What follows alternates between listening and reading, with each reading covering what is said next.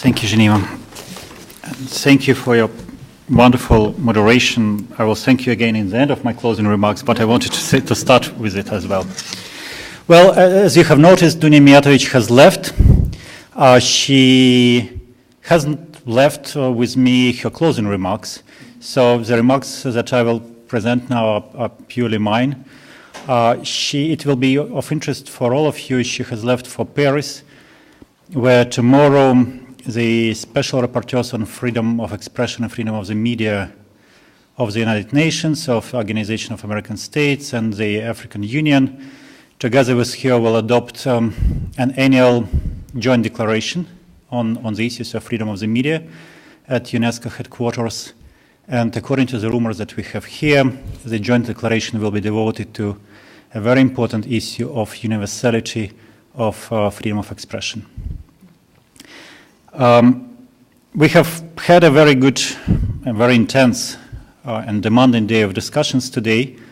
We discussed many aspects of the issue. Some discussion was philosophical, some was legal, and we thought that legal issues will be left for next seminar, but at least we have started this discussion and we know a little bit more on what is to be put on the agenda next time that we meet here in Hofburg. What is most important for us is that this seminar, we believe, has shown the way what we describe as open journalism, one way or another we describe it, affected the traditional journalism and traditional profession of journalism. What is sure shared by all of us is that internet and social media have tremendously affected traditional journalism, and in particular, for example, contributed to the economic crisis of traditional journalism and traditional media. Anyway, in the OSCE area, even in Mongolia, I think to some extent that's the case. Definitely, internet and social media have broken the monopoly of on the truth, and that was mentioned today several times, which is in itself a great contribution and a great achievement for both freedom of expression and, I believe, even for freedom of the media as well. Readers, or formerly, as was said today, formerly known as the audience, have become the watchdog of the watchdog, the messenger of the messenger, and a very strong alternative voice to traditional journalism and traditional media. Open journalism is not a perfect term.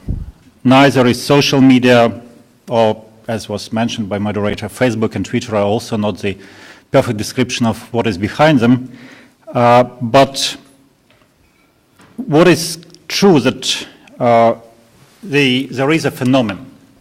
And the phenomenon is related to journalist-like activity. It's maybe not necessarily journalism as such, but it's definitely activity which is similar to the activity of the journalists. And like internet at large, such activity might produce 99% or 90% of what was mentioned today too many times, bullshit. But who did the count of what is the percentage? Or if we cannot agree on what is open journalism, can we agree on what is bullshit? I don't think so. And also another question which was also raised today, all right, you might be right in this 90% of bullshit, but what about traditional journalism? If speaking of the volume of the words produced by traditional journalists, what is the percentage? What is the rate between good and bad? Maybe like traditional journalism, like the criteria which exist in traditional journalism, we can start dividing open journalism into two major categories, which will be quality open journalism and yellow open journalism. And yellow journalism, as we know, is popular journalism. So maybe this yellow popular open journalism indeed is a major proportion of open journalism, but same is true for our traditional journalism. The issue, and that is very important for us, for the office issue, is whether the first group, the quality open journalism in a way, calls for a high level of protection by us, by this office, and by other freedom of the media organizations, international, national, NGOs, etc., etc. That's probably a question for legal experts, and we hope that at the next seminar we'll deal with these issues. Let me also remind that journalism, unlike most other crafts, is an open profession by definition. So we cannot speak about journalism as a closed journalism, because it has always been open profession, which is different from the majority of all other professions that exist in the world.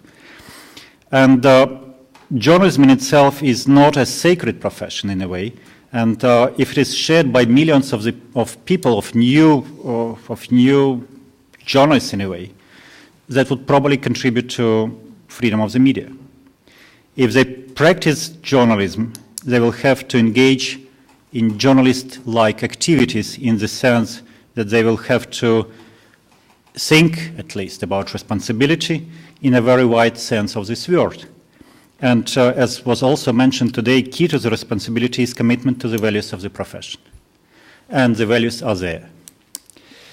In the end, I would like to thank all of you who came to speak, contribute, put questions, monitor what we do and what we discuss. And for us, it was very important to have this meeting. For us, it was very important, it will be very important to digest what was said today and to frame the next seminar maybe in a better way than today. But we are very much grateful to all the speakers and all the participants, all the delegations who sent their representatives to this meeting, to the donors, and first and foremost to Sweden, as well as to Serbia and Czech Republic. Thank you very much. I would like also to thank the OSCE staff, which helped to make this live broadcast, as well as make it happen and help all of you to come and have good food and good drink after we finish the session. And first of all, I would like to thank Jennifer Adams. And if any of you have standalone bills, please use this opportunity to go to Jennifer and give those bills to her. I would like to thank the translators, and again, I would like to thank our moderator, Geneva Oberholzer. Thank you very much.